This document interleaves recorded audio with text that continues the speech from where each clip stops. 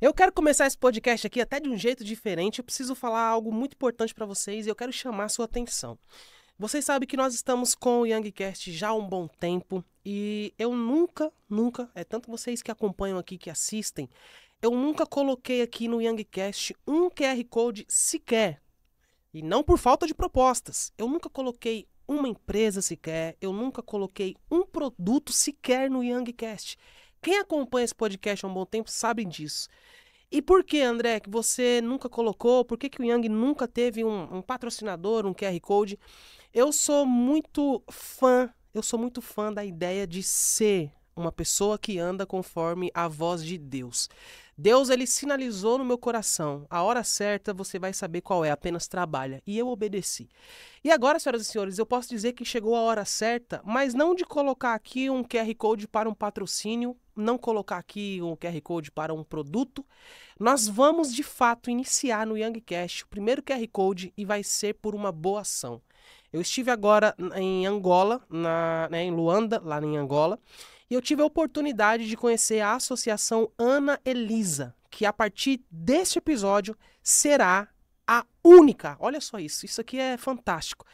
A Associação Ana Elisa, ela será a única associação, o único QR Code que nós iremos inserir aqui nesse podcast. Eu vou deixar lá no meu Instagram um vídeo, vocês vão no meu Instagram e assistam o vídeo da Associação Ana Elisa. Vocês vão gostar muito do que eu vi lá.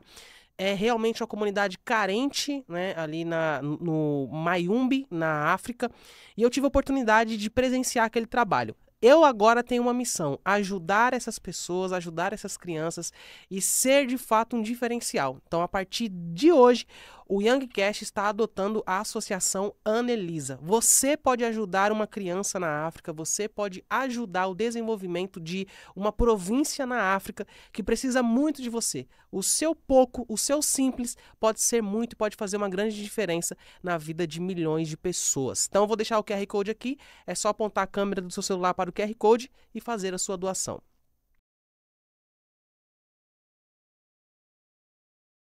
Seja bem-vindo a mais uma edição do YoungCast, que alegria receber você por aqui. Eu sei muito bem que esse momento é o momento que você já chega nesse vídeo com um sorriso. Por quê? Porque você está aqui para maratonar o YoungCast.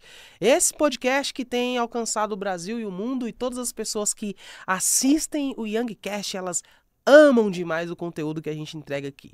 Seja muito bem-vindo a mais uma entrevista. Se você está aqui pela primeira vez, eu sou o André Yang e eu sou o seu anfitrião, seu amigo, que vai te conduzir sempre em uma jornada de fé e espiritualidade através de cada entrevista que nós fazemos aqui nesse podcast. Então esse aqui é o canal que vale a sua inscrição. Durante a entrevista você vai ver aí o QR Code da Associação Ana Elisa, que é o projeto missionário que nós estamos apoiando com muito orgulho. Então faça sua doação, doe quanto puder. A sua doação, mesmo que seja mínima, mesmo que seja o máximo que você tem, talvez, no contexto de Yang, esse valor aqui é o único valor que eu tenho para doar. Esse valor, acredite você, ele pode mudar a vida de uma criança lá no Mayombe, na África. Então faça sua parte, nos ajude a ajudar quem mais precisa, porque isso é fundamental. Olhar para o próximo é algo que nós não podemos deixar de fazer. Temos que ter prioridade no auxílio das pessoas que mais precisam. Então, você vai ver aí o QR Code da Associação Ana Elisa, só apontar a câmera do celular, fazer a leitura e fazer a sua doação. Se você tiver dificuldade, é só olhar aqui na descrição, que na descrição do vídeo você vai ter todas as informações para que você possa doar. Eu estou recebendo hoje um amigo e eu já peço a você que nessa entrevista prepare aí o seu papel e a sua caneta, porque nós vamos aprender um pouco mais sobre Deus, nós vamos aprender um pouco mais sobre a Bíblia e eu tenho certeza que esse podcast ele vai transformar a sua vida e esse é o nosso propósito. Então já reserva aí a sua caneta, o seu papel para anotar as chaves que serão liberadas aqui hoje. Eu estou recebendo um convidado que é um amigo de longas datas, é alguém que eu sempre quis fazer essa entrevista, sempre quis trazer aqui, porque é um homem de Deus, é alguém que Deus separou para um tempo muito específico, tem ensinado muitas pessoas, ele é professor, teólogo, pastor, sociólogo. Ele tem sido um divisor de água na vida de muitas pessoas através dos seus ensinos, através do esclarecimento das escrituras sagradas. E eu tenho a honra, a alegria de recebê-lo aqui hoje no nosso podcast. Vamos aprender muito. Vamos entrar em um avião agora e nós vamos viajar por um assunto teológico e embasado na palavra de Deus e no Espírito Santo. Porque eu recebo meu querido amigo, pastor Adriano Serafim, aqui no Youngcast. Seja bem-vindo. Finalmente aconteceu essa entrevista, meu amigo. André, conhecido mundialmente como Yang. Quero dizer que é um prazer estar aqui com você. Amém, meu amigo. Contribuindo no reino. E feliz demais de poder ser entrevistado nesse podcast por uma assumidade hoje na ideia jornalística e também nos podcasts do Brasil e do mundo. Muito obrigado, André. Vamos aí ao nosso bate-papo. Agora, meu amigo, uma coisa, eu não posso começar essa entrevista aqui sem citar esse ponto, né? Que é um ponto muito importante. O pastor Adriano Serafim, ele pegou. Não, olha isso aqui. Ele pegou o início do Youngcast. Quando o André, né, o pequeno Andrezinho, tava lá na Zona Leste de São Paulo, foi quando eu conheci o pastor Adriano Serafim, e ele viu o meu início, né, meu amigo? Você pegou o começo. André, você é um dos poucos homens que andou no tempo. Nós temos o caso na Bíblia de Noé, que viu chuva no futuro, quando ainda não havia. Nós temos José, que andou no tempo e viu o seu reino futuro no Egito, o seu serviço, né? O seu governo no Egito futuristicamente. E você enxergou há 15 ou 16 anos atrás o que nós estamos vivendo aqui hoje e o que Deus lhe proporcionou a viver hoje. Então você transcendeu. Você andou no tempo, meu amigo. Eu cheguei nos 30. Quem diria que o pequeno Andrezinho, cheguei nos 30, meu amigo. Ainda gajo. E tem os cabelos brancos. Tá nada. Ainda gajo, moço, né? Ele cooperava ali com o seu tio, bispo Givanildo, bispa Carla, e nós o conhecemos ali. Inclusive, eu já quero agradecer mais uma vez aqui, você foi um dos incentivadores para que eu pudesse gravar mensagens, e você foi um dos primeiros que me colocou aí no ar, gravou minhas mensagens. Eu sou grato a Deus por poder te conhecer, viu, André? Isso é uma verdade, porque lá atrás, né, era câmera, então era câmera, pegava, ia na igreja para acompanhar, e pastor, você precisa estar no digital, precisa estar posicionado. E o pastor Adriano Serafim é alguém que Deus separou para um tempo na Europa, né? Atualmente ele reside ali em Portugal, onde nós tivemos a honra de estar em Portugal, especificamente na região ali do Montijo, e é um grande homem de Deus, é alguém que Deus tem usado de uma forma maravilhosa. Meu amigo, eu estou muito ansioso para ouvi-lo, eu acredito que Deus ele te posicionou aqui, né, nesse ambiente, para uma mensagem, para um tempo específico, para alcançar corações específicos, e eu estou com a minha expectativa no céu, diante daquilo que Deus vai te usar para falar com a gente hoje. Primeiro ponto, vamos aqui, vamos permear um pouco a Bíblia Sagrada, isso é muito interessante. Claro. Quais são as maiores lições que a gente consegue extrair quando o assunto é a criação, quando nós falamos da criação do homem, a criação da mulher, a criação do mundo, do universo? Quais são as lições que nós podemos extrair de Gênesis? André, as lições são várias. Nós temos um Deus que cria o mundo metafísico, sim, um Deus que cria o macrocosmos, um Deus que cria o microcosmos, e nós temos também um Deus que cria um residencial fechado, que é um jardim do Éden. Um residencial fechado. Isso. Além ainda, o que é interessante de notar, é que ele coloca o caos em ordem, e depois de tudo isso, ele cria o homem. Que maravilha! Ele cria o homem à sua imagem e à sua semelhança, feitura sua. Isso é extraordinário. Chamamos isso, o termo teológico é imago Dei. Imago Dei. E isso é interessante. Eu ouvi até nesses dias um comentário, eu não lembro exatamente de quem foi, mas foi num podcast que o pastor falava assim, que o único que foi semelhança de Deus foi Adão, e que nós somos a imagem e semelhança de Adão. Eu queria entender vamos entender esse contexto, façamos o homem a nossa imagem e semelhança. Então, o homem perde a semelhança, posteriormente, está lá no livro do Gênesis 5, somos a semelhança de Adão. Mas a ideia de imagem ali é Imago Dei. Por que Imago Dei? Porque Deus soprou o fôlego de vida no homem. Essa palavra vida no hebraico aí seria Rai, mas o texto ali tem um plural, Raim, vidas, porque o homem é um ser material e também um ser imaterial. Ele é matéria e espírito, físico e místico, físico e metafísico. Sim. Então vamos lá. A ideia de Deus ao criar o homem, imagem dele e semelhança dele, André, é dar ao homem o que nenhuma criatura teve: razão, intelecto, Uau. consciência, e também o homem é o único ser que tem espírito e que se comunica com o seu Criador. Imagem e semelhança de Deus. Isso foi dado a nós. Por isso que nós se distinguimos de qualquer animal. Um exemplo, o homem veio do macaco. Eu posso até acreditar, contanto que me encontre um macaco que tenha intelecto, razão, consciência. Um grande exemplo, André, o leão. Você já viu algum leão chorar Não. porque comeu a presa? Não. Eu estou chorando aqui. Não tem, porque ele não tem consciência. O que ele tem é instinto. E o homem transcendeu a isso. O homem tem razão, intelecto, consciência. Então ele é diferenciado de todas as criaturas. Imago Dei.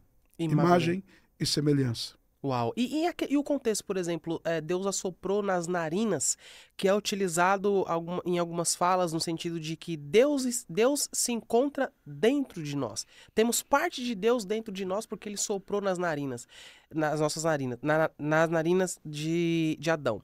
Esse contexto ele pode ser considerado uma heresia ou não? Isso é uma verdade, isso é um fato.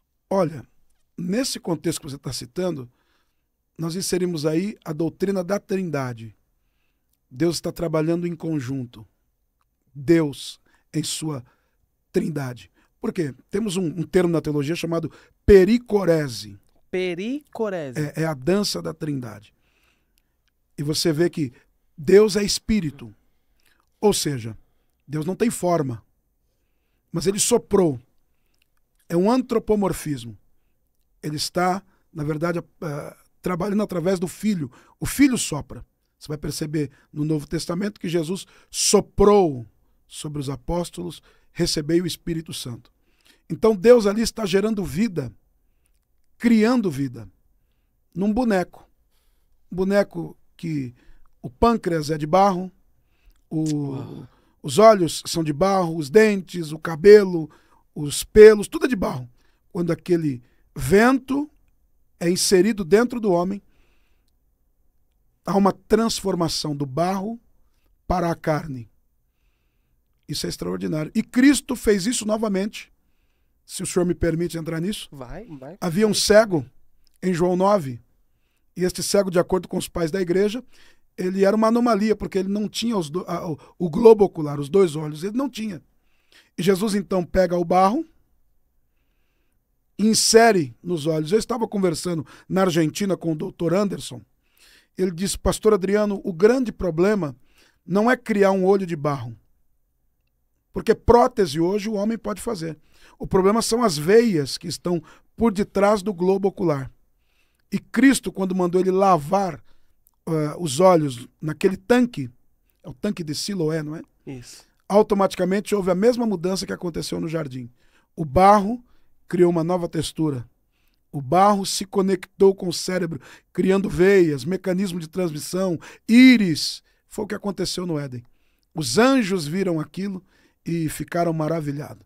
Deus é o eterno Criador. Ele é quem cria. Paulo diz: porque dele, por ele para ele são todas as coisas. E, aliás, nessa questão de criação, André, ele não só cria, ele recria. Nunca é tarde para Deus para um recomeço. Meu Deus. Deus é Deus de recomeço. Tanto que posteriormente vai vir a queda. Sim. E essa queda, ela é um recomeço. Essa queda é um recomeço da humanidade e um recomeço também do mundo. Porque viver agora debaixo da queda. Uau. Agora, meu amigo, nesse contexto do jardim, o que que a gente consegue extrair, por exemplo, Deus descia no jardim. Aquilo mostra uma rotina. Deus falava com Adão. Deus andava com Adão no jardim. Esse relacionamento, essa proximidade entre o homem e Deus, como nunca se viu antes, o que a gente consegue extrair do quão forte e profunda era essa intimidade? Isto mostra que o homem é, na verdade, o selo da criação, a coroa da criação. Isso mostra a importância do homem. Isso mostra a valorização do homem. Isso é antropológico. Isso mostra o quanto Deus valorizou a criatura humana. Imagine só, André. Deus poderia ter tempo com os anjos de diversas hierarquias. Deus poderia ter tempo com a natureza, mas na virada do dia, na viração do dia, ele desce para dialogar com o homem. E é importante esse diálogo porque Deus é soberano. Deus é atemporal. Mas ele para dialogar. É um Deus que dialoga. Você sabia que Deus gosta de dialogar com o homem, André? Deus gosta de dialogar com o homem? Sim, Deus ama dialogar com o homem, mesmo ele sendo soberano e atemporal. Um exemplo, posteriormente, após a queda, ele sabe onde o Adão está. Ele sabe o que o Adão está vestindo. Mas ele pergunta, Adão, onde estás? Ele desce na casa de Abraão, porque o Abraão olhou e falou assim, olha, os dois eu não sei quem é. Esse aqui eu conheço, lá nos Carvalhais de Mãe.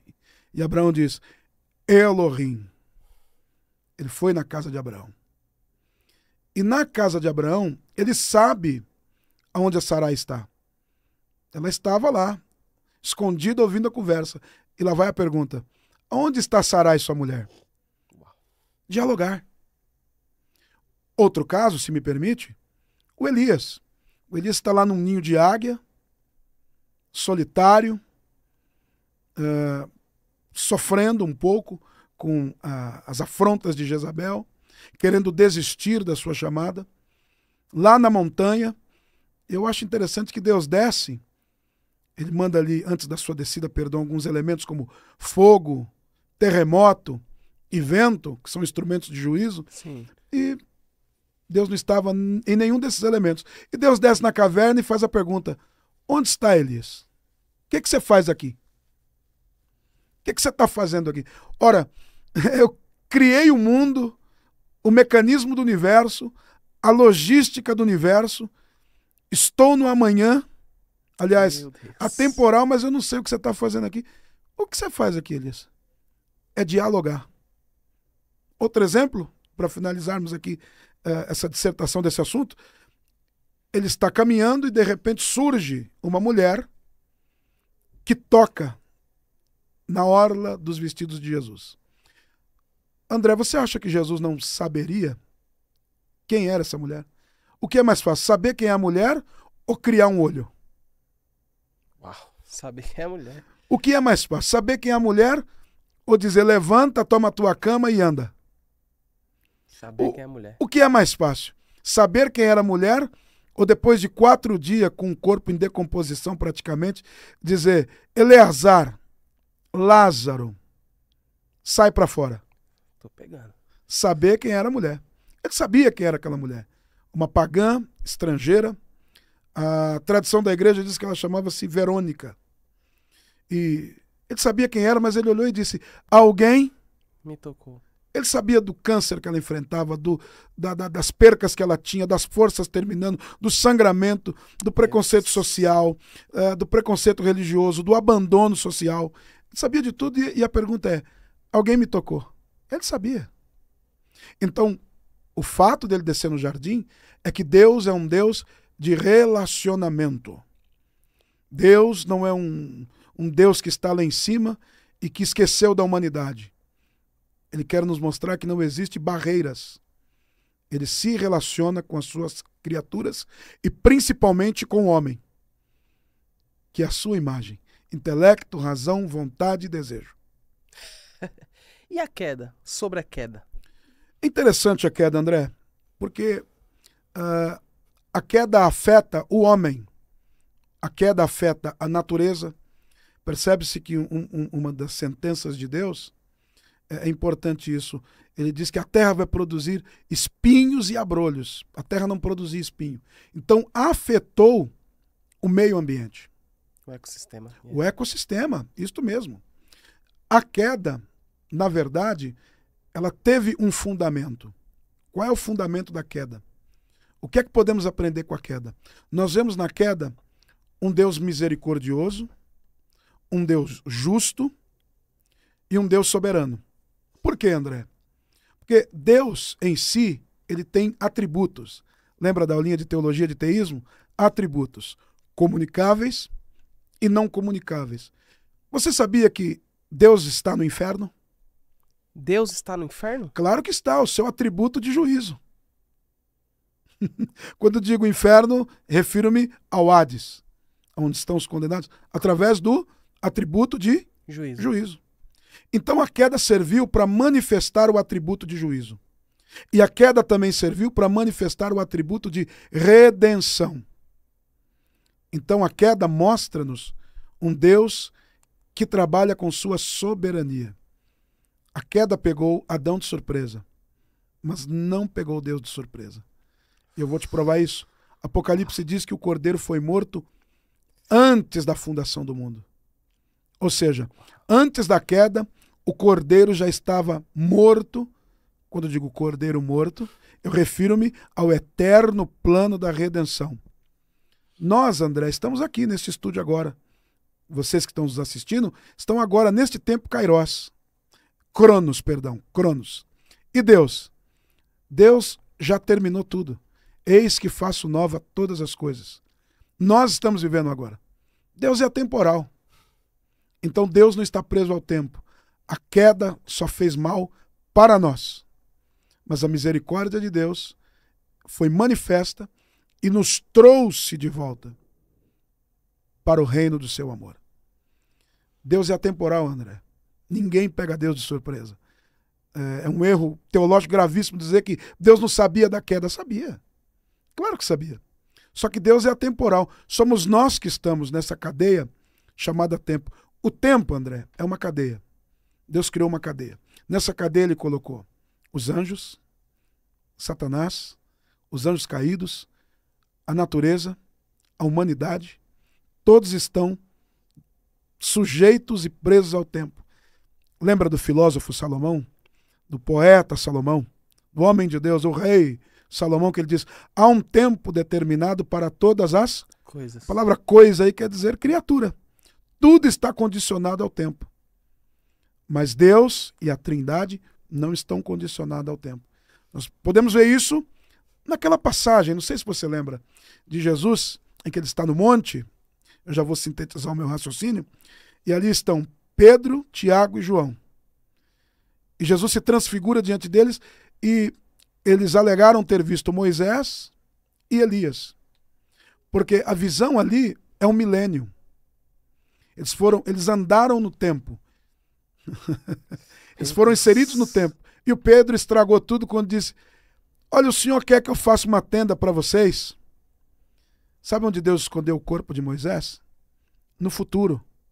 Porque Satanás não tem acesso ao futuro. Sabe onde Deus escondeu Elias? Num redemoinho? No futuro. Porque Satanás não tem acesso ao futuro. Que Deus soberano. Ele fez, permitiu, para que manifestasse o atributo dele de misericórdia por mim e por ti. Por nós. Isso é a queda. Essa é a queda. Nesse contexto, por exemplo, sobre a queda, às vezes algumas pessoas elas têm uma dificuldade de lidar com o retorno, né? Com o recomeço. Às vezes a pessoa cai e perde as forças de retomar a sua vida, de recomeçar, de voltar para os braços do Pai. E a gente percebe que Deus é misericordioso, que é o mesmo Deus que diante da queda ele tem uma ação judiciária e punidora, mas ao mesmo tempo não é o Deus que mata Adão, que mata Eva, é o Deus que permite a progressão e o avanço deles na vida humana. O quão a gente consegue aprender acerca de misericórdia para quem está caído? Eu vou falar uma frase aqui. Nunca é tarde para um recomeço. Deus trabalha com recomeços. o próprio Adão e Eva. Logo após a saída no jardim, tem uma catástrofe. Um de seus filhos assassina o outro. Um irmão matou o outro irmão. Refiro-me a Caim e Abel. Uhum. Aquilo foi uma catástrofe. Imagina o Adão sofrendo, a Eva sofrendo. O Caim sai de perto deles, e o texto diz, nos últimos versos do capítulo 3, que Adão, do capítulo 4, perdão, que Adão e Eva tentaram de novo. E nasceu Sete. E de Sete nasce Enos, que restaura o altar. Ou seja, Deus é um Deus de recomeços. Mas nós podemos ver isso com Noé. Noé, isso. Você sabe que Noé é o novo Adão. Noé é o novo Adão? Ele é o novo Adão. Por que o novo Adão? Porque ele tem a missão de repovoar o mundo. O dilúvio, na verdade, você sabe que era um continente só chamado Pangeia. Adalto Lourenço, em seu livro sobre as origens, fala sobre isso. O interessante do dilúvio é que Deus pune a humanidade por alguns pecados, por algumas depravações. Entretanto, Deus permite com que Noé e sua família fiquem vivos. Porque Noé construiu um útero. Você sabe disso, né? Noé construiu um útero. Santo Agostinho fala disso. O útero é o único lugar que preserva a vida. A arca era um útero que preservou a vida de Noé e da sua família. Dentro desse assunto de recomeço, nós somos os Noés da nossa família. É você que vai construir a arca para os seus filhos, para que eles se livrem dos dilúvios da vida. E o Noé construiu. E o que é interessante nessa arca, não vou dar alguns detalhes logísticos aqui, mas sendo rápido neste comentário, é que ele constrói essa arca, e essa arca de Noé, ela tem que resistir, neste recomeço, 3 pontos aqui. Primeiro, ela tem que resistir à queda de meteoritos.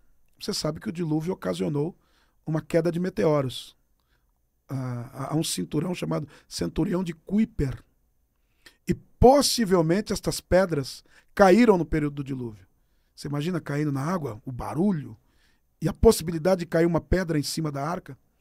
Mas Deus preservou. Outro sim, ela tinha que resistir ao fogo. Por que, André, resistir ao fogo?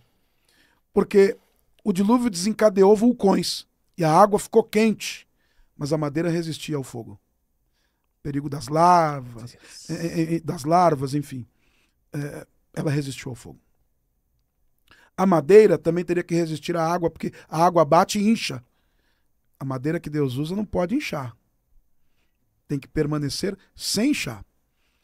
E Deus, então, a arca nos mostra que Deus é um Deus de recomeço. Noé representa um novo começo. Nós temos ainda outros novos começos. Um exemplo, José. Traído, abandonado. Digamos que José sofreu com os irmãos. Porque até referia a José no começo, como você, ele andou no tempo. Ele viu o futuro. E ver o futuro implica em ser rejeitado, algumas vezes, porque as pessoas não viram o que você viu. Mas como assim? E o Noé, o Noé na cabeça. O José no Egito, ele tem uma representatividade. Qual é a representatividade? É um novo começo. Recomeçar agora no Egito, em Gozen. Deus é Deus de recomeço. Então Deus sempre tem um novo começo. Para mim, para você. Davi pecou. Você lembra? Disse, olha, para mim já basta. E Deus criou em Davi um recomeço. Então, o que aprendemos é que Deus sempre tem um novo começo na trajetória da nossa história. Cara, muito legal isso, meu amigo, acerca de Noé. E outro ponto que eu fico pensando, eu queria matar essa dúvida com você. A Bíblia, ela é um livro machista? Porque eu li um comentário esses dias no corte de um podcast, dizia assim, não, a Bíblia é um livro machista, é um livro que sempre excluiu mulheres. Isso é uma verdade ou não? Isso é uma falácia? André, vamos dar uma camuflada nesse termo aí. Vamos colocar patriarcal. A Bíblia é um livro patriarcal. Patriarcal, principalmente o período veterotestamentário, que é o Antigo Testamento. Uhum. No Novo também tem, mas no Velho é bem mais evidente. O que é interessante é que Deus quebra paradigmas. Sim. O livro de Ruth, que é um dos livros que eu mais gosto na Bíblia, além de ter uma analogia, uma simbologia em torno dos personagens, ali o Boaz, que representa o Cristo, a Ruth, que representa a igreja. O livro de Ruth, ele mostra-nos que este Deus, ele é poderoso para quebrar paradigmas. Sim. Por que eu digo isso? Porque vamos fazer uma análise no livro de Ruth, não só teológica, Sim. mas social e antropológica também. Olha, Ruth, assim como Esther, e na versão romana, tem Judite. Mas no nosso cânon protestante temos Ruth e Esther. Estas duas mulheres conseguiram o êxito de ter o seu nome gravado no livro sagrado, nas escrituras sagradas. E essas mulheres, vou referir-me agora principalmente a Ruth, além disso ainda, ela não era judia. Ela era pagã, forasteira e estrangeira. Isso é a graça. Isso é a misericórdia de Deus. O livro de Ruth, pegando esse contexto que o senhor me perguntou, se o senhor me permite fazer essa colocação, o livro de Ruth, ele ensina-nos algumas verdades, ele quebra alguns tabus e ele mostra um Deus soberano. Uau. E mostra-nos a inserção da graça. Primeiro, já que eu deixei uma mulher ter o nome nas escrituras de um livro, eu colocaria então uma judia. Mas o primeiro preconceito é quebrado, o segundo preconceito é quebrado aí. O preconceito étnico, porque é o nome de uma pagã. Não é o nome de Noemi. Aliás, Ruth é a mãe árabe dos reis hebreus. Ela entra. Segundo preconceito que Deus quebra. O terceiro preconceito que Deus quebra ali, e você há de concordar comigo, é a ideia de que dela seria a estirpe do Messias. Ele não vem do ventre de uma judia. Ele vem de uma raiz pagã, estrangeira e forasteira. Olha que coisa interessante. Além ainda, ela é estrangeira, mulher e pobre. Mas mesmo assim, Deus a inseriu na graça de Deus. Essas mulheres são interessantes, né? Ruth e Esther. Você já percebeu um detalhe, André? Que olha como é que Deus é poderoso dentro dessa questão de Deus quebrar paradigmas e dessa questão se há um machismo na cultura do Antigo Testamento e do Novo também. Você percebe que o livro de Esther e de Ruth, eles têm contextos diferentes e locais diferentes. Os textos se desenrolam e se desenvolvem em locais diferentes. Um exemplo, o livro de Ruth se desenvolve num contexto rural. O livro de Esther se desenvolve num contexto urbano. O livro de Ruth é uma gentia que se casa com um hebreu. O livro de Esther é uma judia que se casa com um pagão. O que o senhor quer dizer, pastor Adriano? Que Deus não está preso a cenários. Uau. Deus transforma Uau. as histórias. Deus age de multiformas. Ele é Deus do campo, Deus da cidade. Ele é Deus do rico, ele é Deus do pobre. Ele une, ele faz, ele desfaz. Então é isso que essas mulheres deixaram registrado para nós. E essas mulheres quebram a hegemonia patriarcal. Deus é um Deus que insere. Deus é um Deus que abraça. Deus é um Deus que ama os marginalizados. Uau. Agora, tem outra mulher também que tem muito a nos ensinar, que é a órfã, né? O que nós podemos aprender com órfã? Interessante, né? O caso de Noemi. Noemi, ela vê o que é a vida, André. Porque a vida é feita de festas e velórios. Essa é a trajetória da tua vida. Festas e velórios. Ela teve a festa de casamento dos filhos e logo em seguida ela tem um velório do marido e dos filhos. Isso é a angústia da vida. Festas e velórios. A vida de Ruth, como de muitos outros personagens, ela, na verdade, ela chancela a soberania de Deus. Ela mostra-nos que a filosofia existencial do Jean-Paul Sartre, dessa galera da filosofia existencial, que diz que o homem é refém de seu arbítrio, refém de sua vontade, e que não existe nenhum propósito por trás da vida do homem, é mentira. Porque Ruth, Noemi, mostra-nos que há um propósito. E qual é o propósito? O Messias. E ela rompe o luto. E quando eu digo luto, Yang, e vou chegar na órfã, se me permite, luto, eu não digo luto na questão somente de funeral. Eu quero usar aqui uma linguagem psicanalítica. O luto é aquilo que te amarra. O luto é aquilo que te prende ao passado. O luto é aquilo que te causa dor e angústia pelo que já se foi. O luto é o irremediável ardendo na alma. É o incurável ardendo no espírito. Isso é o luto. E ela tem que romper o luto. E ela rompe o luto. Ela tinha tudo para se trancar dentro de um quarto escuro e dizer, para mim já deu, para mim já basta, mas ela rompe o luto. Davi também rompeu o luto. Lembra? A criança não reviveu, Sim. Não teve cura. Ele se levanta e diz, o meu palácio precisa de mim, a minha família precisa de mim, eu tenho que seguir a vida. As irmãs, lembra das irmãs de Lázaro? Uma das irmãs está num canto, jogando cinza na cabeça. O nome desse rito é chamado de Shiva.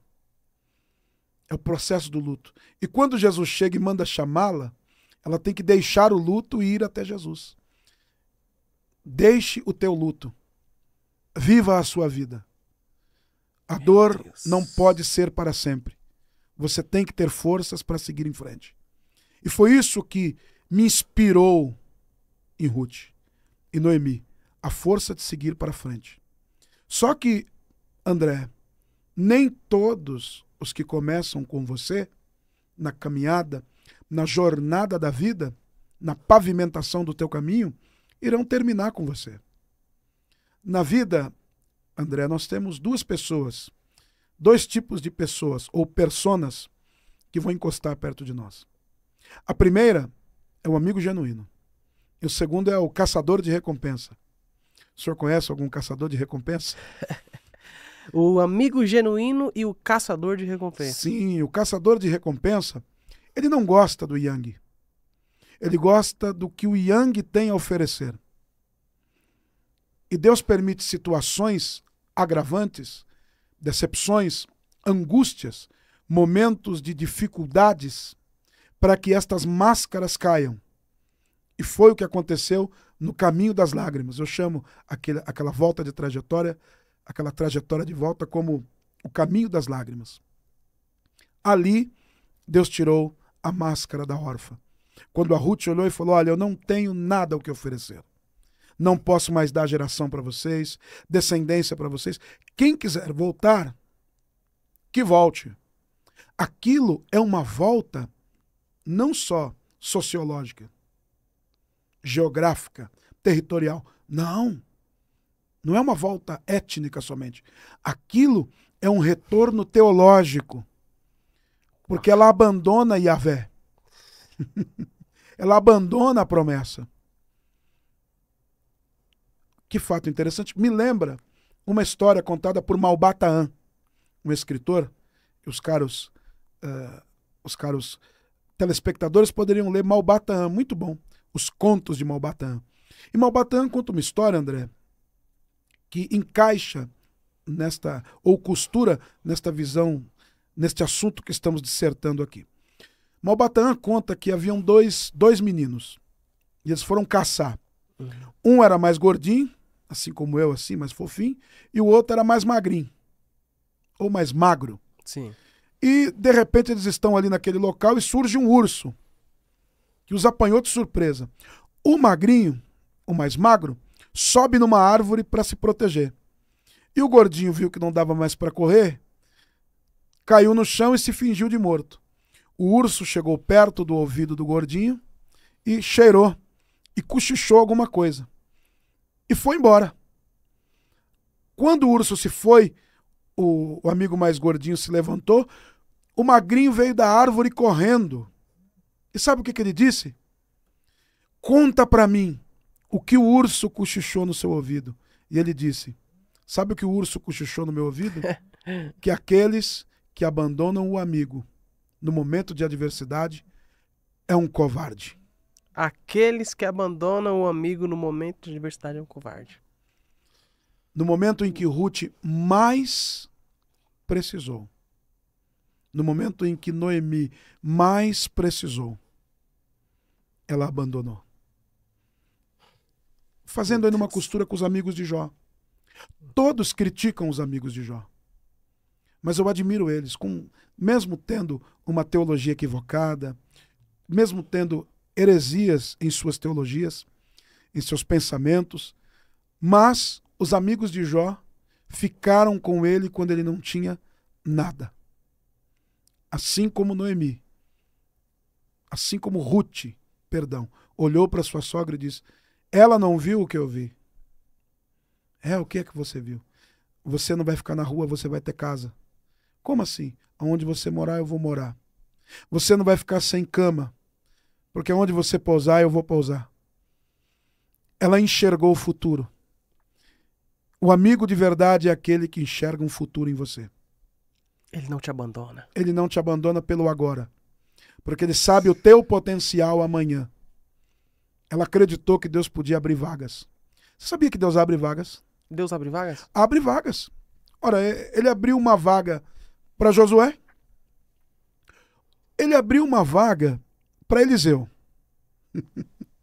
Ele abriu uma vaga para Davi. Ele abriu uma vaga para o Matias. Então Deus é Deus que abre vagas. E ela olhou e disse, eu creio que Deus vai abrir vagas. Ela não sabia o mistério na vida de Noemi. Posso falar o mistério da vida de Noemi? Qual? Qual é o mistério? Ela saiu na hora errada, mas voltou na hora certa. Uau! Ela voltou no Meu tempo Deus. de primavera, colheita. Primavera fala de renovo. Ela voltou na primavera. Nem todas as pessoas conseguem enxergar isso. Percebe-se que nunca mais se falou de órfã. Você vê o nome de órfã na Bíblia? Não. Desertores não têm sucesso.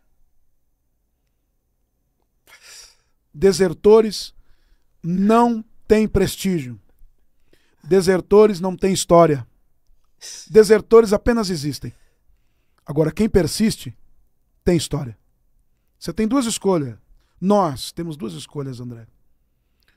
Ou nascemos e existimos, ou nascemos e temos legado. Ela não acreditou. E nem todos entenderão isso. Fazendo um gancho disso, Abraão, quando Deus aparece a segunda vez para ele, porque a primeira vez aparece lá em Ur. Uhum. Ele vai para Arã, leva o pai. Na segunda vez é em Gênesis 12. Deus diz, sai do meio da tua parentela e vai para a terra que eu te mostrarei. André, sociologicamente falando, ninguém acreditaria em Abraão. Eu vou te explicar por quê. Se Orfa tivesse com Abraão também, ela não o abandonava. Por quê? Porque a evolução sociológica do homem funciona da seguinte maneira. O homem começa como nômade no deserto, depois ele vai para a montanha e depois ele vai para a beira do rio. Porque a beira do rio facilita agricultura, agropecuária, construção, saneamento básico, asepsia, higiene, a beira do rio. Abraão está na beira do rio, ele está na Mesopotâmia, entre Potâmia e rios. Está ali, o Tigre e o Éufrates, o seu pai é um fabricante de ídolos, vamos dizer que Abraão era um playboy da época. O pai ganhava, pelo amor de Deus, playboy que eu digo, eu refiro-me a uma pessoa que tem bens, alguém que tinha uma vida privilegiada, um conforto. E o que é interessante é que Deus manda ele retroceder. Porque, lembra da evolução sociológica? Eu vou te tirar do conforto e te mandar para o deserto. Mas aí está o segredo. Eu serei o seu abençoador. Sim. Eu vou abençoar quem te abençoar. Eu vou amaldiçoar quem te amaldiçoar. A órfã não entendeu o seguinte. Não depende dela, depende do abençoador. A Ruth e a Noemi estavam dependendo do abençoador. Essa é a virtude. Eu gosto muito dessa palavra princípios, mas eu prefiro a palavra virtude. Virtude. Noemi e Ruth. Ruth é uma virtuosa. Uma virtuosa. Então, a perseverança te faz ter história. Agora, você citando sobre Jó, Jó também ele nos ensina muito, né? O homem que era o mais rico, o homem que tinha tudo no quesito financeiro, propriedades, no quesito patrimonial, o homem que Deus testemunhava sobre ele. Agora é o mesmo homem que está no chão com cacos de telha a coçar as suas feridas. Um caco de telha é uma cerâmica ali. Foi o que sobrou. Porque tinha alguns vermes na ferida e tinha que tirar os vermes. E a telha servia para isso, para coçar. Foi o que sobrou. Engraçado é que ele está no lixo. Era o lixão da cidade, né? Sim. Ele sofreu uma decepção muito grande. Dentre tudo que ele perdeu, André, a vida é feita de duas percas. Duas. Reparáveis e irreparáveis. Filhos são irreparáveis. Jó não sepultou seus filhos. Jó sepultou seus herdeiros. Jó sepultou o seu DNA. Jó sepultou o seu sangue. Meu Deus. Jó sepultou a história dele. Por quê? Porque os filhos é que dão continuidade na história. Então imagina o coração de Jó. A esposa de Jó está angustiada também. Tanto que ela fala, abençoa esse Deus e morre. Olha, esse Jó é fantástico, hein? A mulher está dizendo, abençoa esse Deus e morre. Na tradução está amaldiçoa. A ideia da mulher, a ideia proposta pelo texto é o seguinte: Jó, abandona esse monoteísmo. Essa é a proposta. Vive uma vida sem Deus que é melhor. Olha aí, você está com essa enfermidade, possivelmente é um câncer de pele, você está pobre, falido, doente e no lixo. Aí eu admiro, né? Porque Jó invoca a Trindade. Deus me deu, Pai. Deus tomou, Filho. Bendito seja o nome do Senhor. É uma alusão ali à Trindade. Outro sim, Jó está dizendo para ela, tudo que me incorreu foi Deus. Quando você chega nessa maturidade, você não morre. Você não morre. Outro sim, André, o caco de telha. Deus sempre te deixa um caco de telha. Não importa o fundo do poço. Deus sempre vai te dar um caco de telha para você coçar a ferida. Um caco de telha. Você sabe que aquele caco de telha também, aquela cerâmica também, pode ser também a ideia que Jó tinha melancólica sobre a sua vida. Talvez o texto é poético. Por quê? Porque existia um ritual chamado Quesazá. Como é que funcionava esse ritual?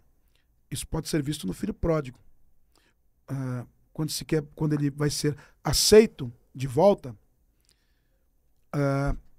eles quebravam, havia um rito ali que eles quebravam um vaso, e dizia, assim como esse vaso foi quebrado e não tem mais jeito, segura esse pedaço de caco.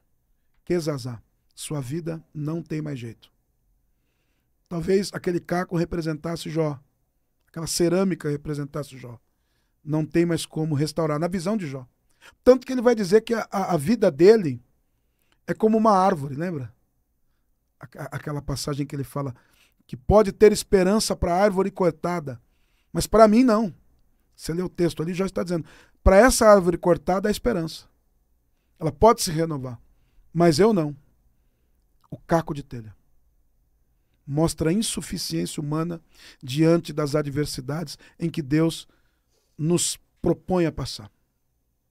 O caco de telha. Sempre sobrará um caco de telha. André, o caco de telha é aquela situação em que Deus não pode intervir. Você vai ter que passar. Abraão, antes de conseguir o filho, primeiro Deus o machucou, o cortou. Circuncisão. Dói, sangue e machuca. Mas eu não posso intervir. Antes de eu dar um reino para o José, Primeiro eu vou ter que permitir calúnia, difamação, zombaria ao sonhador. Ser lançado no poço. E um detalhe, né? Eles comeram pão com José lá em cima. Mas o tempo mudou e depois ele ficou dono da padaria. Tem momento em que comem pão com você em cima, mas depois Deus te dá a padaria. Mas enfim, Deus não pôde intervir. Nós podemos ver isso com Cristo na cruz. Quando ele dá um grito dizendo, Eloi, Eloi, lama sabachthani. Deus meu, por que me desamparaste? O desamparo ali, na verdade a linguagem que Jesus está dizendo é o seguinte, o Senhor não vai intervir. Sabe qual é a resposta de Deus com um caco de telha, André? Vai passar. Só continua. Vai passar. O caco de telha, quando você raspa a ferida, Deus não vai me curar agora, mas vai passar. Então tem situações em que Deus te deixa com um caco de telha e você raspa e diz, vai passar. Vai passar. Vai passar. Outro ponto também, o utensílio muito interessante era o chifre, né? Que era utilizado para ungir uma pessoa. E a gente vê em 1 Samuel 16 que Deus faz justamente uma chamada a Samuel, né? Depois de repreendê-lo acerca de Saul, e Deus diz a ele, enche o teu chifre de azeite e vem. O chifre de azeite utilizado para ungir Davi é o mesmo utensílio utilizado na unção de Saul? Se sim, se não, qual a significância que esses utensílios específicos na unção eles têm no processo, no reinado, de fato no cumprimento da unção na vida dos dois? Interessante. Na unção de Saul, eu vou usar aqui um comentário de um rabino, é um texto especulativo, chamado Rashi, o nome desse rabino. Ele comenta o seguinte, que na unção de Saul, o vaso, o utensílio utilizado ali, não era um chifre, era um vaso frágil. Porque o reino de Saul seria frágil e se quebraria rápido. Agora, na unção de Davi, percebe-se que ele comissiona o profeta Samuel e diz, toma o seu, ou o teu, é pessoal. Agora, como é que aquele chifre se tornaria um repositório de azeite? Tem todo um processo.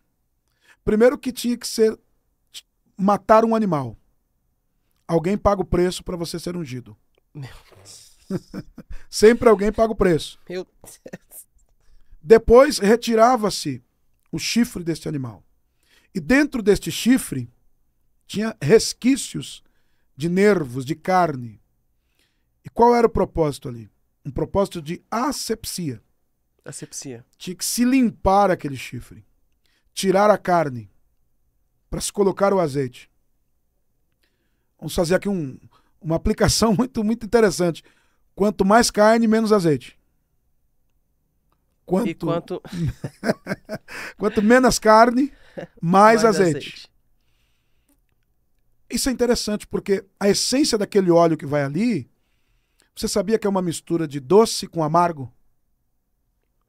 Sim, a composição do óleo é uma mistura de doce, essências doces, com amargo. Ou seja, isso é a vida. Unção não é só doce. Tem o amargo também. Isso mostra a responsabilidade ministerial do obreiro. O peso do ministério. O peso do ministério. A vida com Deus é isso aí. Amargo e doce. Doce e amargo. Vamos, Arão, tira seus filhos daí. O senhor percebeu que eles estão mortos. Tira, sepulta e volta. Perdão. Tira, não faz o sepultamento e volta. Conclui o seu ofício. Deus é tremendo. Sua mulher morreu, Ezequiel? Morreu. Muito bem.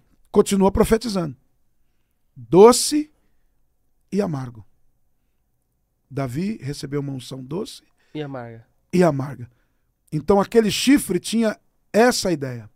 Quanto menos carne, mais azeite. Quanto mais limpo, mais azeite. E o azeite só pode ser inserido em ambiente limpo. Muito importante essa história do chifre, né? E unge ali, serve de receptáculo para ungir o rei Davi, o responsável pela estirpe do Messias. Davi é importante demais. Eu gosto dos personagens que compõem o período veterotestamentário. Eu gosto da epopeia dos patriarcas, mas Davi é extraordinário. Tinha que ser Davi.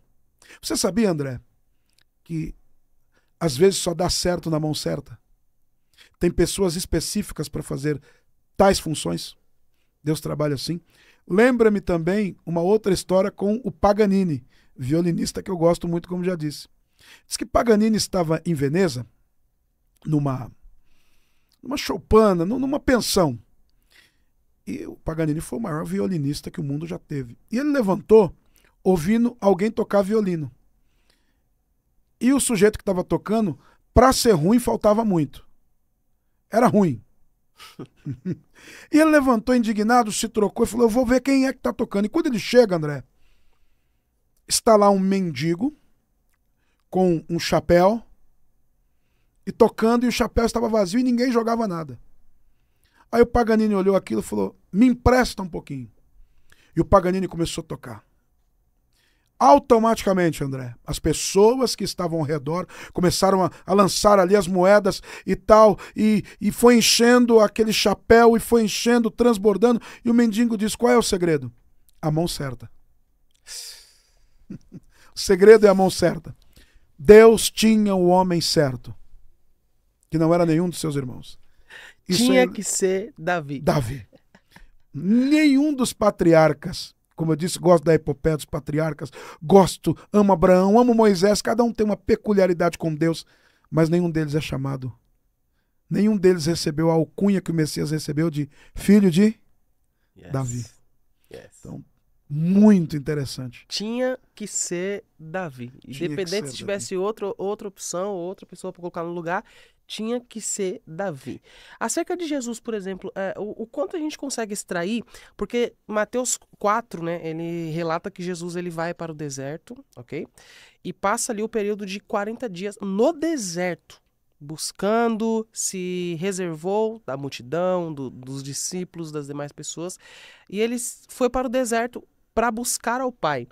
O quanto a gente consegue extrair a personalidade de Jesus, pegando pelo ponto de vista solitude. Jesus ele quis ficar sozinho. O que é a solitude de Jesus ali no deserto, ela nos ensina? O interessante é, para termos um raciocínio sobre isso, se o senhor me permite, tem um contexto, sim, que é o capítulo 3, sim, que é o encontro de João Batista, o profeta, com Cristo, a palavra. Sim. O encontro perfeito. Você lembra no Antigo Testamento, quando o profeta ia profetizar? E veio a mim a palavra do Senhor. Naquela hora ali, aquela metáfora se tornou realidade. A palavra e o profeta. Veio a mim a palavra. Cristo foi até o Jordão.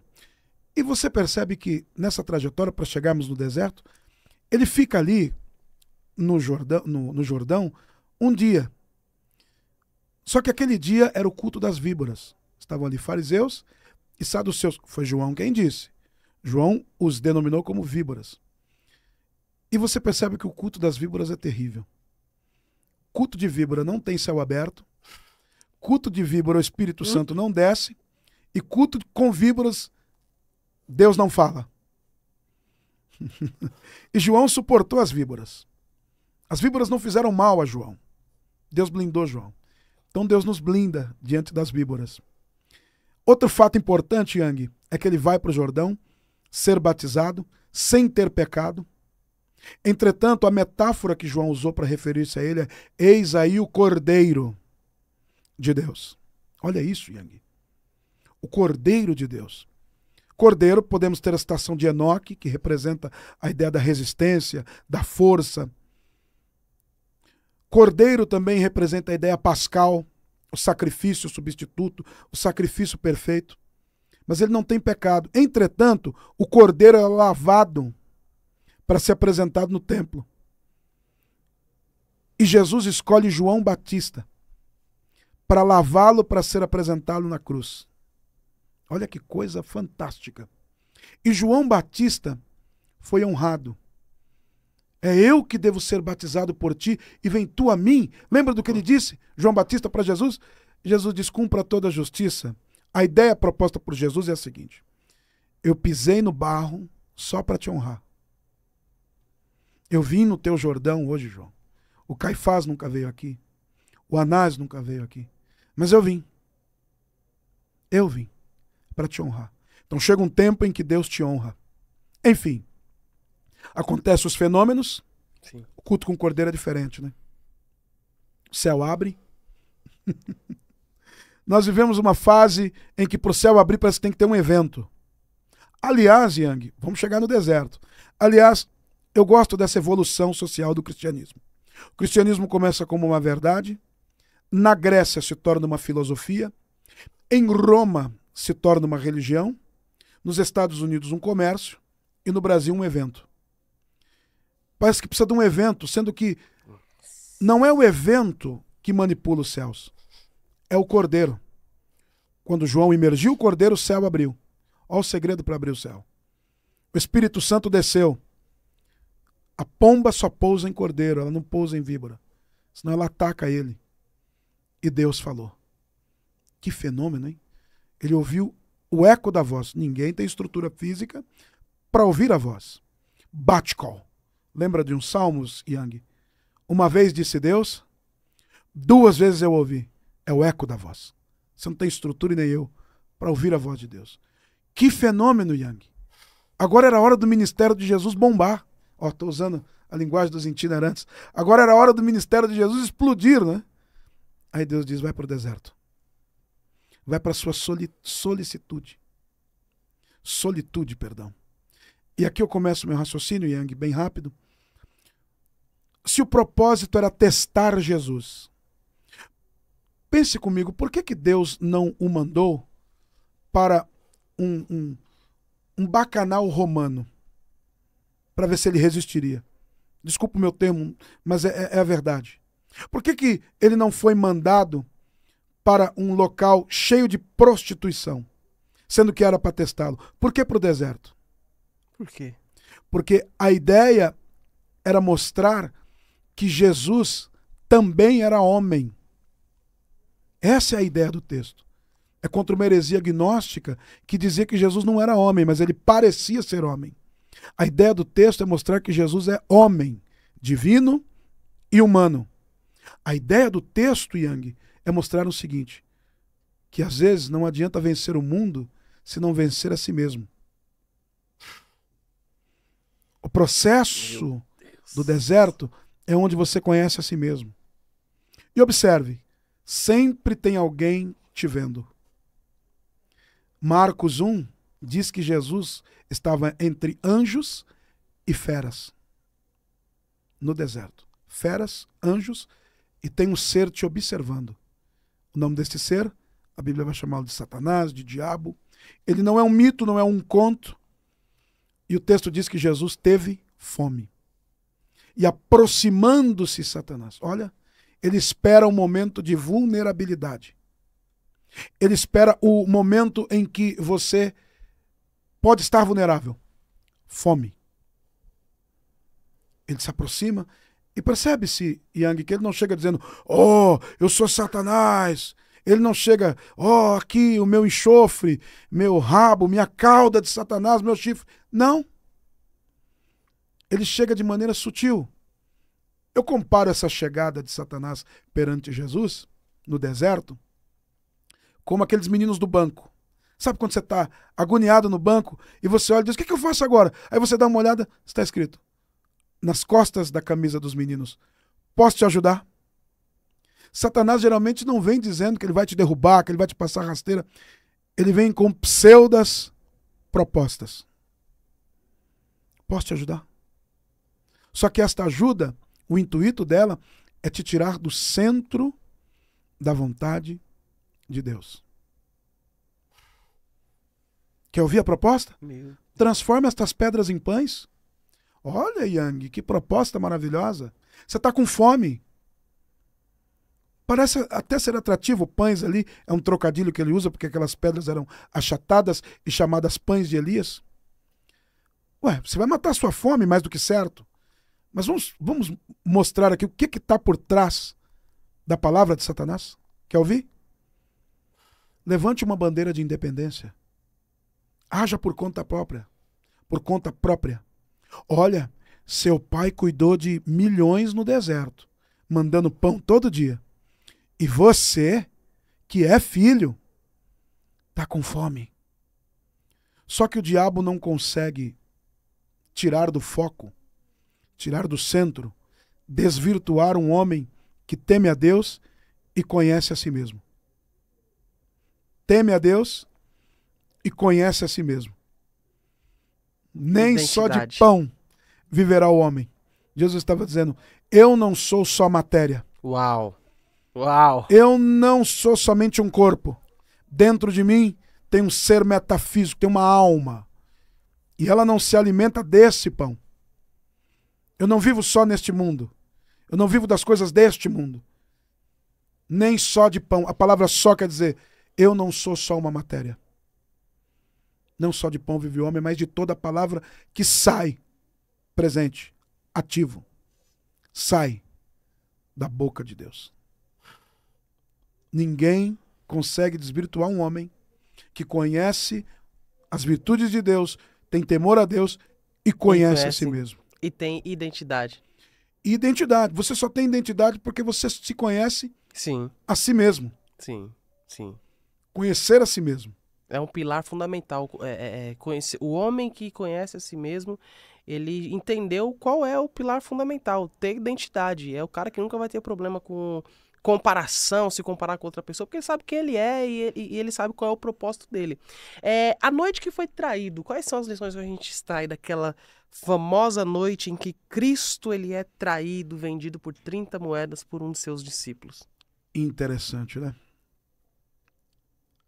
A pedrada, quando vem de longe, ela não dói tanto.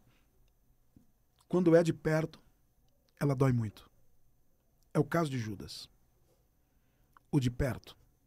E você sabe, André, vamos falar aqui, John Piper fala sobre isso.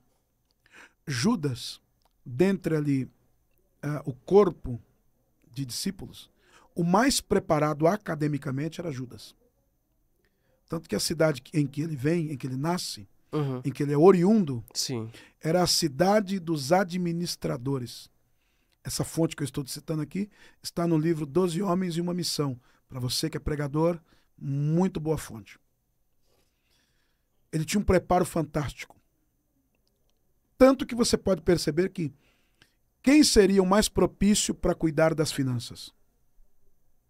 Mateus.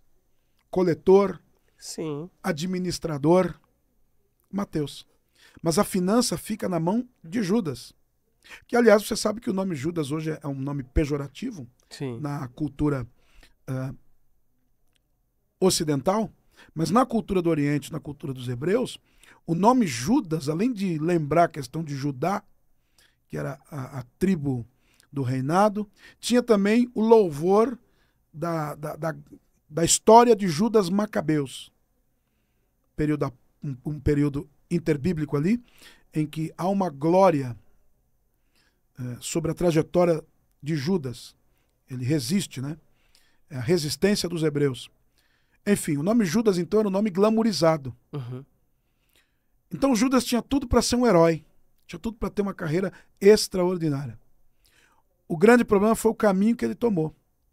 E como você disse, na noite em que foi traído, na verdade, a noite em que ele foi traído, o Judas não se tornou Judas. Ele já era o Judas. Um exemplo, Jesus já sabia que ele roubava. Jesus disse, um de vós é o diabo. Diabo ali não é o ser místico, André. Diabo ali é a oposição. Um de vocês é a oposição a mim. Está comigo, anda comigo, mas não concorda comigo. Ele roubava.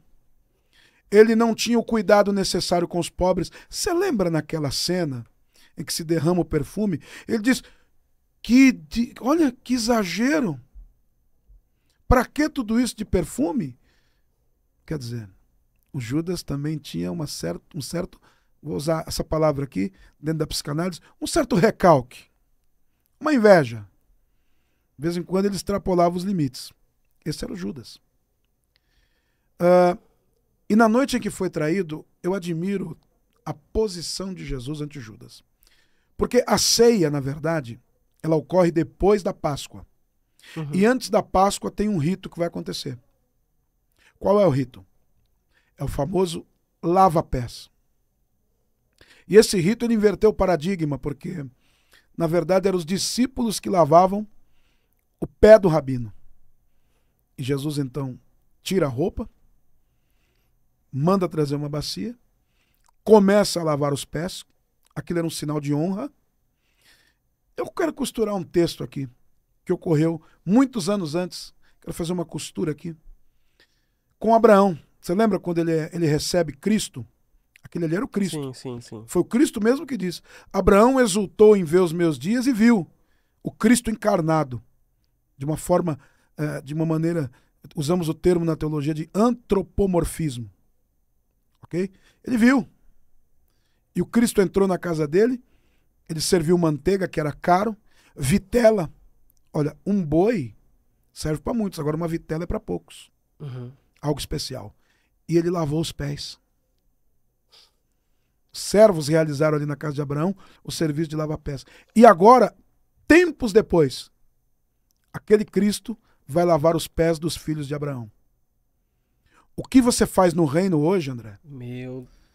O que você faz agora, talvez você não colha. Talvez o seu filho não colha.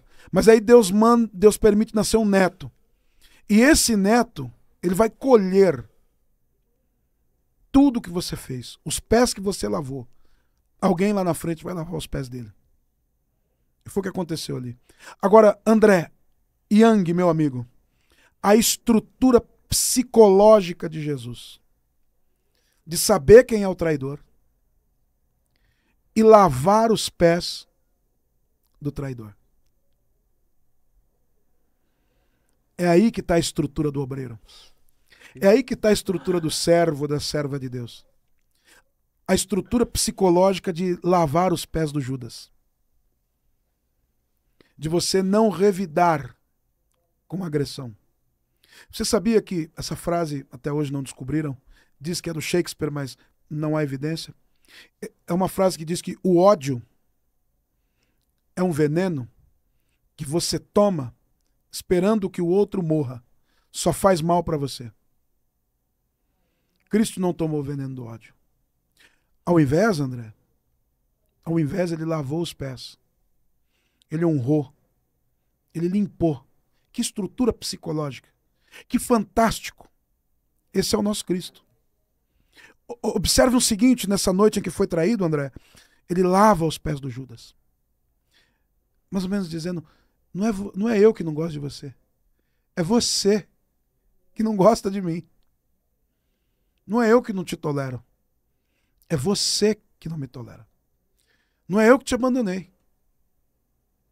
É você que me abandonou. Que me abandonou. Essa noite que foi traído foi marcante para Judas. Porque Jesus lavou os pés dele. E aqui fica uma pergunta. Será que temos estrutura psicológica para lavar o pé do Judas? Não é porque o cachorro me morde que eu vou morder o cachorro. André, Yang, meu amigo, Jesus teve estrutura psicológica. Primeira lição, na noite que foi traído. O meu Jesus, ele tem estrutura psicológica para lidar com oposição. Se você tem um cargo de destaque, você tem que ter estrutura psicológica para lidar com oposição.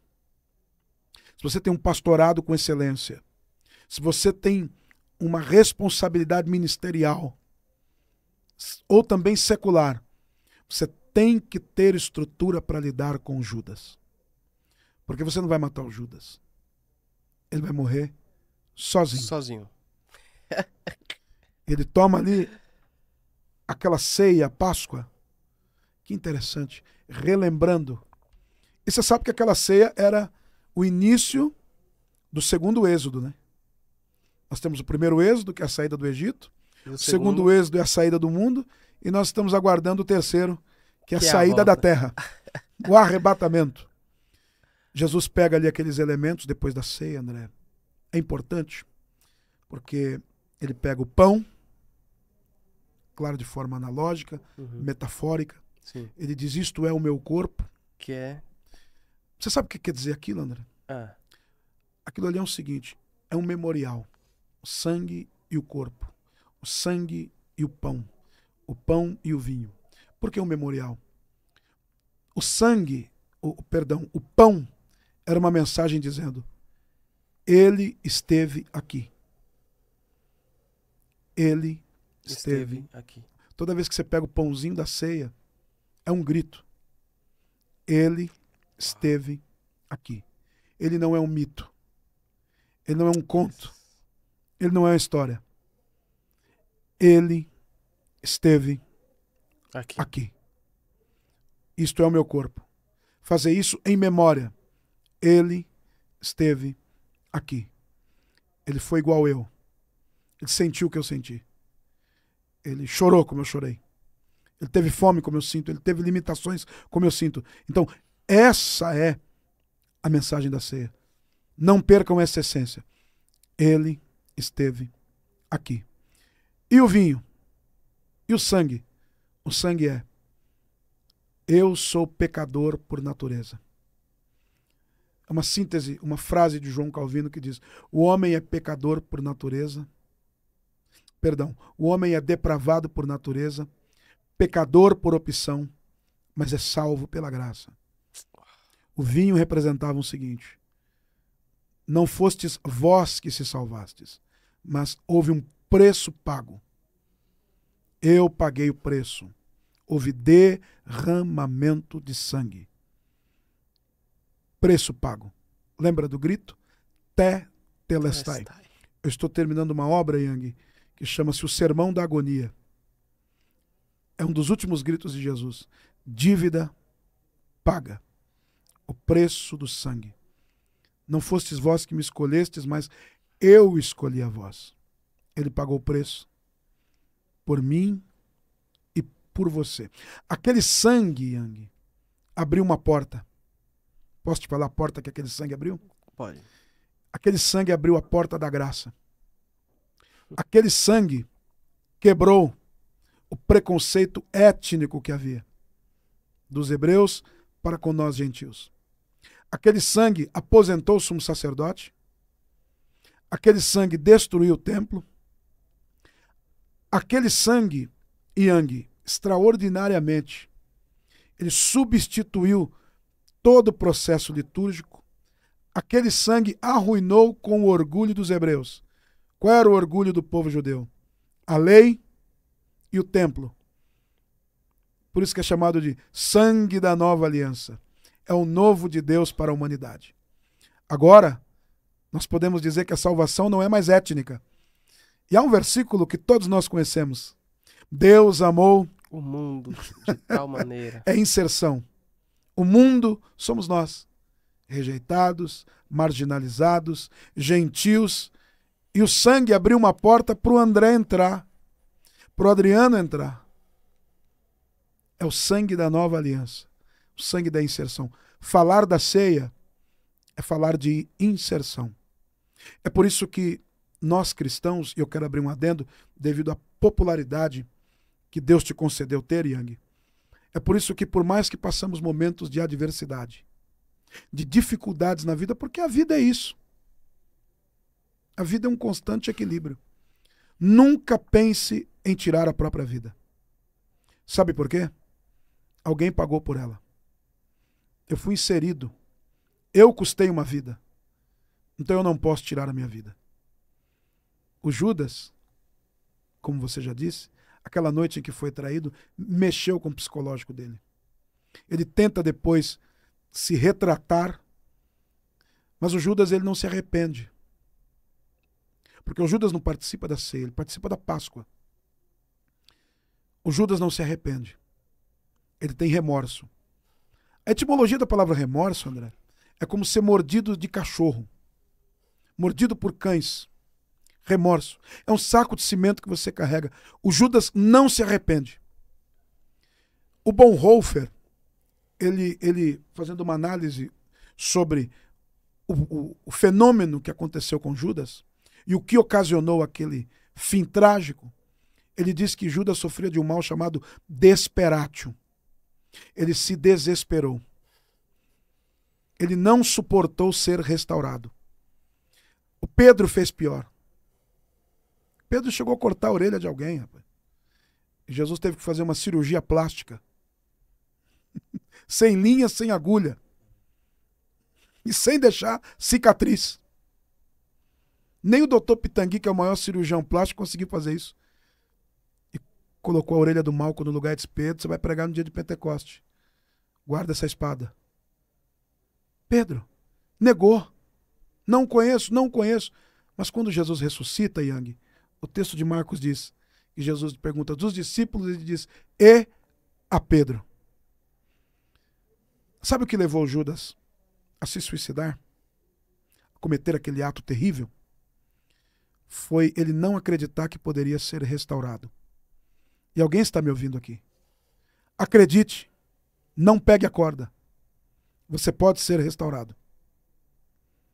A mensagem é: não pegue a corda. Ele vai vir ao teu encontro. Aguarda o terceiro dia. Não jogue tudo pro alto. Não pegue a corda. Não deixe a tua vaga. Pastor, obreiro que me escuta. Hoje Deus, neste podcast, usa a minha boca para te dizer: não pegue a corda. Não deixe a sua vaga. Não jogue tudo pro alto. Deus pode te restaurar. E a Pedro. Uau!